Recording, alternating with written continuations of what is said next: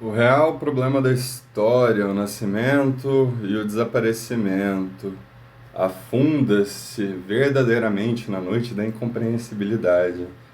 É isso que o Lukács, no subcapítulo sobre o ponto de vista do proletariado, escreve como seria levar um ponto de vista hegeliano às últimas consequências numa filosofia da história.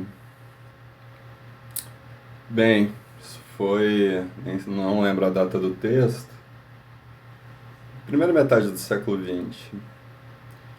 Bem, vamos colocar que estamos 100 anos depois. ah, e aconteceu um evento, assim, eu lembro do iniciozinho do De Rerum Natura, que o Lucrécio ele define evento assim como algo próximo ao evénement de Deleuze. Ele vai falar de catástrofes, terremotos, etc. E bem, quando eu não tenho o que discordar do Lukács quando ele vai abordar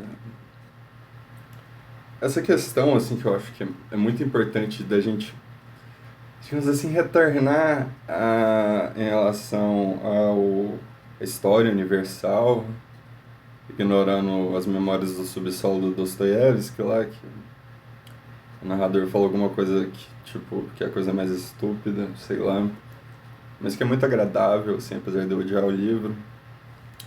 Aqui, página 313 do História e Consciência de Classe. A totalidade da história é, antes de tudo, ela mesma um poder histórico real, racional, ainda que inconsciente, por isso desconhecido até hoje. Inconsciente, porque ele tá no campo da. Ele pode estar no campo da certeza sensível, se a gente for falar no vocabulário estritamente hegeliano. Ou seja, é algo visado. E resumindo do resumo, em suma, o visado, ele faz uma unidade, isso é, ele exclui a diferença da efetividade de um outro que não eu, logo eu sou igual a eu e meu outro sou eu. Isso vai consistir em um inconsciente hegeliano, lucasiano, assim. Mas esse inconsciente, bem, dá para ir mais longe. Eu estou trabalhando nisso, vou apresentar inclusive num evento, sei lá quando, acho que em junho. Voltando aqui, que não se deixa separar da realidade. Ou seja, esse inconsciente é real. Ele pode vir a tornar-se consciente, sobretudo para pessoas de classe trabalhadora. Tá? Tanto que o subcapítulo chama o ponto de vista do proletariado. E que eu expando e penso minorias em geral, que é o que a gente sempre chama de privilégio epistemológico, pessoas negras, pessoas trans, etc, etc. Não vou ficar dando listinha. Aí, um parênteses. E, portanto, do conhecimento, não se não se separa da realidade, não, necessariamente. A realidade é conhecimento, gente. É esse nexo em que um extremo ele vai se suprassumir no outro. Essa aqui é a questão da superação em dialética.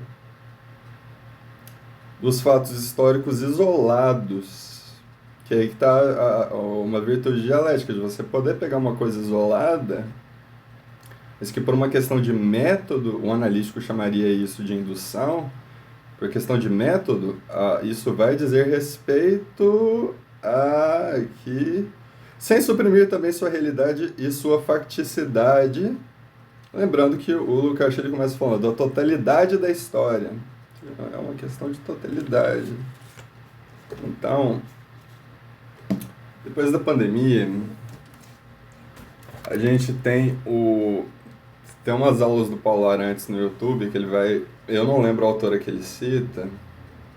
Esse que foi um acontecimento planetário, global, em que não só a espécie humana, mas em razão do capital, óbvio, a, a geologia, sabe, tipo, todas as coisas, as espécies, etc., vão sofrer uma modificação brutal. Não à toa, no livro do Cthulhu-Ceno, da Donna Haraway, ela vai buscar uma alternativa ao conceito de autopoiese e vai falar de simpoiese, que daqui a 300 anos vai ser uma cooperação interespécies.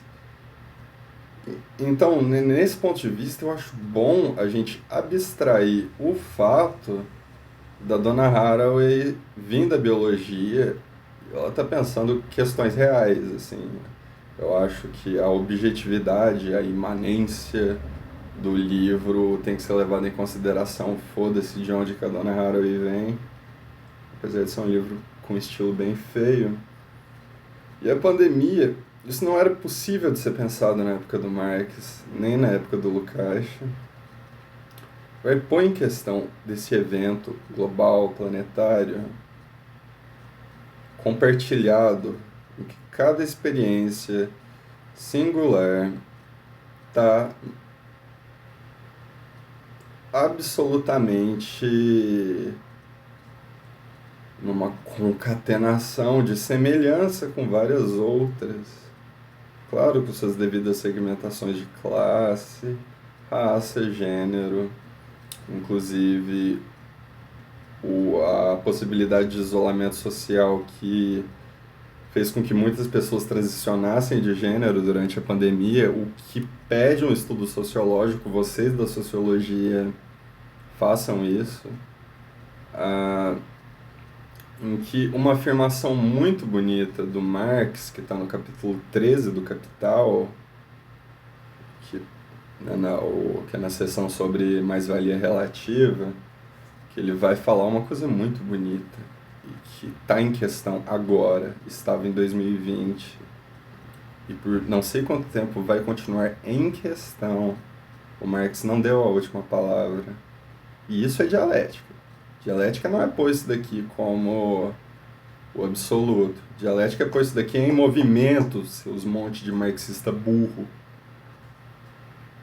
As épocas da história da sociedade são tão pouco demarcadas por limites abstratamente rigorosos quanto as épocas da história da Terra. Ele escreve Terra com T maiúsculo, é quase uma geofilosofia.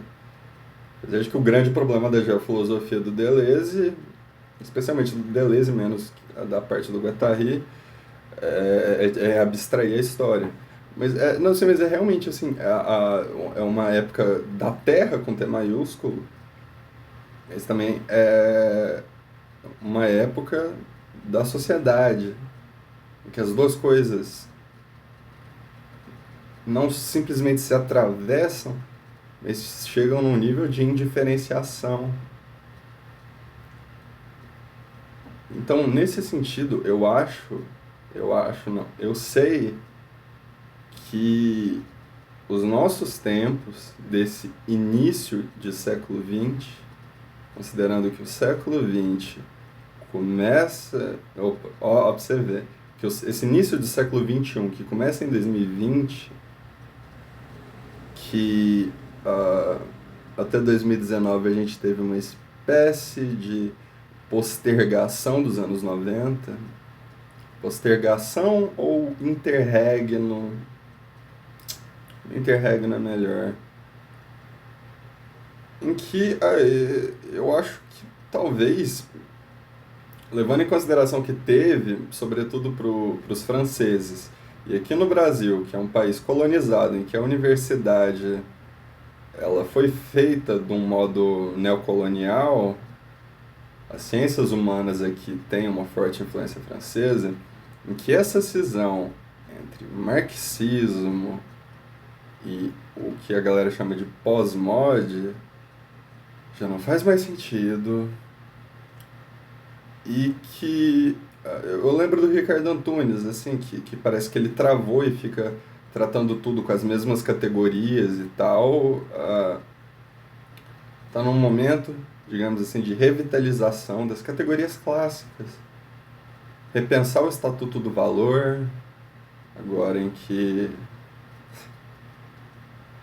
enfim, é um momento urgente de pensar a atualidade das categorias clássicas, botar lá no Marx, botar lá no Hegel, Cash, Mesaros, que talvez foi o último grande marxista no sentido ortodoxo do termo, Gramsci, está num momento de voltar, assim, que conforme, quanto mais eu venho lendo a literatura, especialmente filosófica contemporânea, mais eu sinto necessidade de ler os clássicos. Porque toda a urgência de resolver, tanto o livro da Haraway que eu citei se chama Ficar com o Problema. A necessidade de lidar com esses problemas imediatos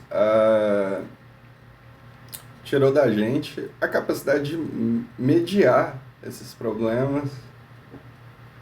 Então aqui eu viro uma apologeta da dialética. Assim, não tem como. Mas quando eu penso em clássicos, eu estou pensando aqui, em História da Sexualidade, do Foucault, estou pensando em Mulheres, Raça e Classe, da Davis, sabe? Isso tudo é clássico. Assim, eu dei exemplos radicais, mas, sabe, as grandes literaturas do século XX, até sei lá quando, elas estão se fazendo urgentes. E o que vem sendo produzido ultimamente, como, sei lá, o último livro do Douglas Barros, assim, é pro senso comum quase. Mark Fisher é pro senso comum. A gente que está realmente querendo pensar as coisas seriamente no mundo que está ficando cada vez mais sério, isto é, cada vez mais louco, e que não dá para cantar Vida Louca parte 2 mais, dá para cantar tudo que o Eduardo Tadeu escreveu, mas Vida Louca parte 2 não.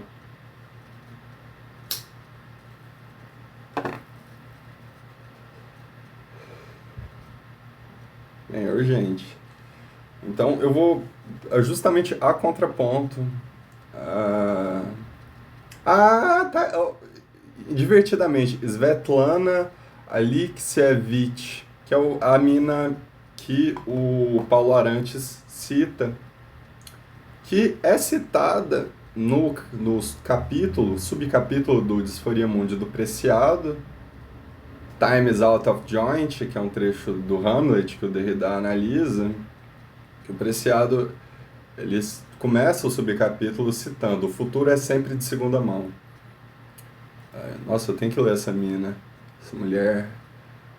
Mas que o Preciado, ele vai colocando vários modos de datar o começo de 2020. Que, lendo o segundo parágrafo, durante uma mudança de paradigma, por mais longo que seja o processo, em algum momento o tempo se torce, virando no ar como uma omelete sobre a frigideira. Não sabemos exatamente quando 2020 começou, tão pouco quando acabará. Ele vai listando várias datas a partir da difusão científica do vírus SARS-CoV-19. Inclusive, nesse livro ele fala uma parada muito importante, que é a supressão do termo SARS, que uma vez divulgado SARS, a palavra logo ia remeter ao conteúdo de uma letalidade que poderia causar um pânico, assim. Preciado aborda um médico que tinha identificado e ele foi totalmente caluniado, teve que quitaram ele do trabalho. Bem, digamos assim, eu tô gravando essa merda pra vocês porque eu tô meio sozinha, eu tô meio isolada, eu tô conscientemente infeliz diante desse excesso de problemas que a gente quer resolver ontem. Porque não tem amanhã, até que o sol nasça, que a gente diga, ei, agora é o dia da lua.